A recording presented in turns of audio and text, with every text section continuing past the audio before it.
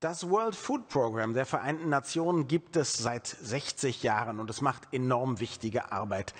Arbeit, für die die Organisation im letzten Jahr sogar einen Friedensnobelpreis erhalten hat. Was mich besonders freut, einen Teil dieser Arbeit erledigt das Welternährungsprogramm mit Esri-Technologie und ich habe mit Sarah Muir vom World Food Program darüber gesprochen.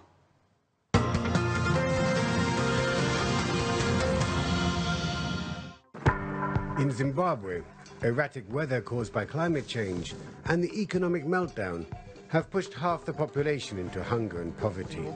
Through food assistance for assets, the World Food Programme provided emergency cash and food to address the immediate needs of the population.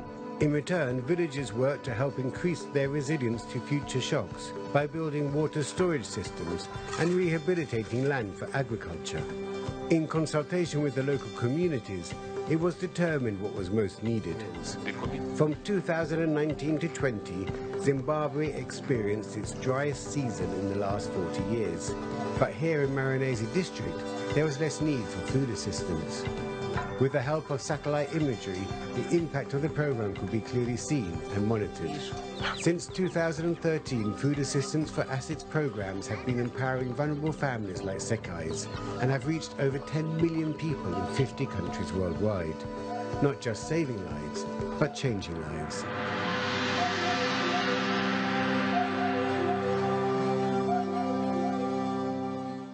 Sarah, what an ambitious endeavor to feed the world. How are things getting along in this respect? How are you doing?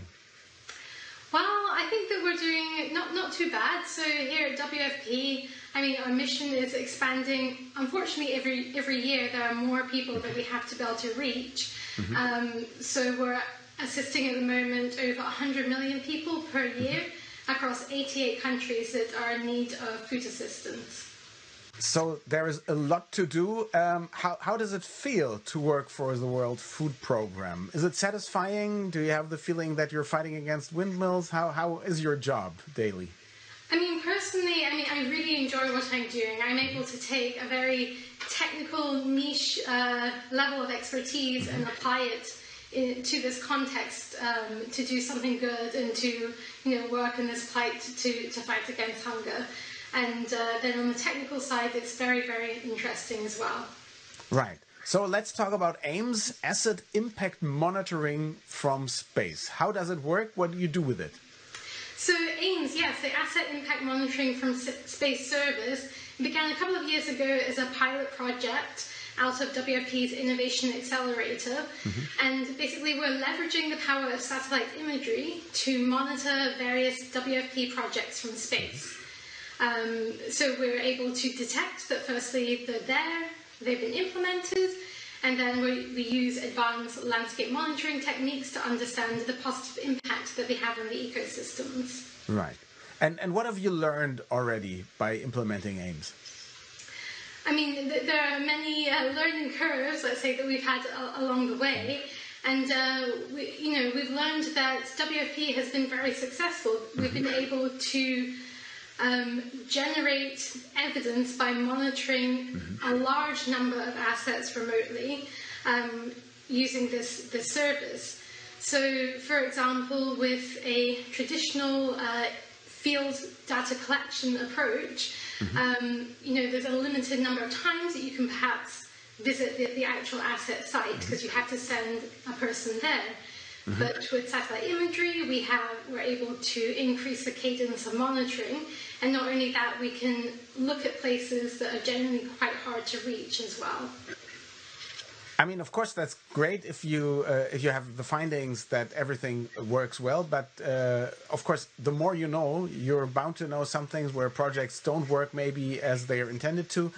What will happen then? Are you able to change maybe the direction of a project or give special attention to it?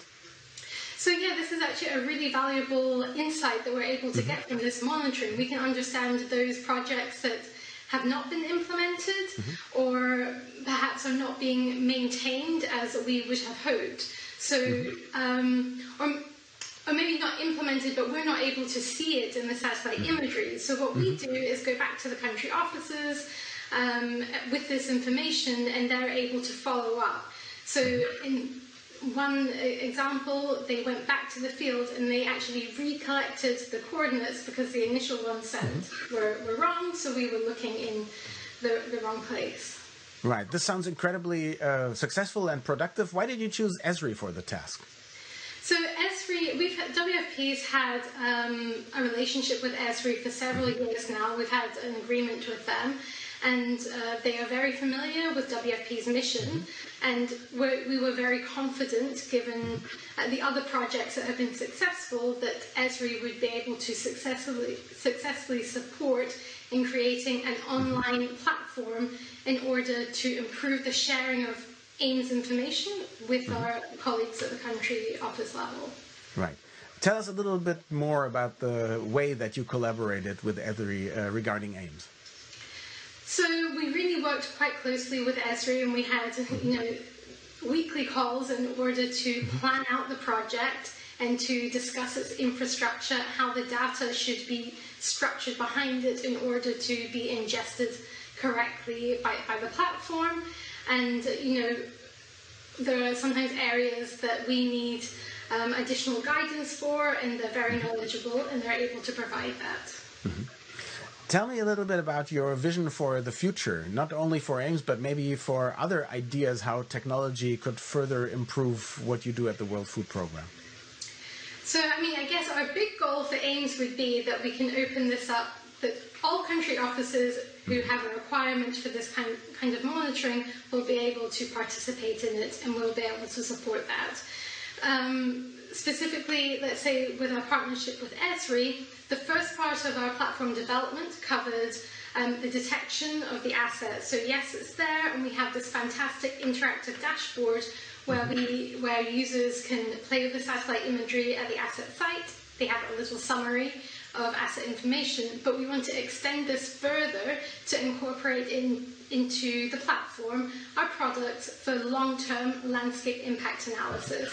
So that would be our next goal, our next vision of how we can collaborate with Esri and develop AIMS Platform 2.0.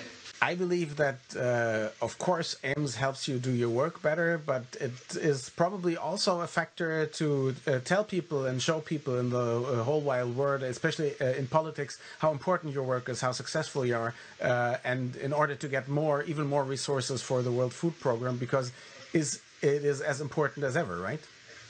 Yeah, exactly. We certainly are in need of additional funding to fuel WFP in reaching our goals. So AIMS is a great advocacy tool, and having this platform built with Esri, we're able to really showcase to the world what WFP is doing, how we are working with communities to build resilience, and how we're able to generate evidence to demonstrate how WFP is changing lives and also regenerating ecosystems. I really think that everybody here is happy and proud that Esri Solutions supports such a great cause. Sarah, thank you very much, and not only for the interview, but also for the great work you're doing, and we all wish you a lot of success in the future. Thank you. Great, thank you so much.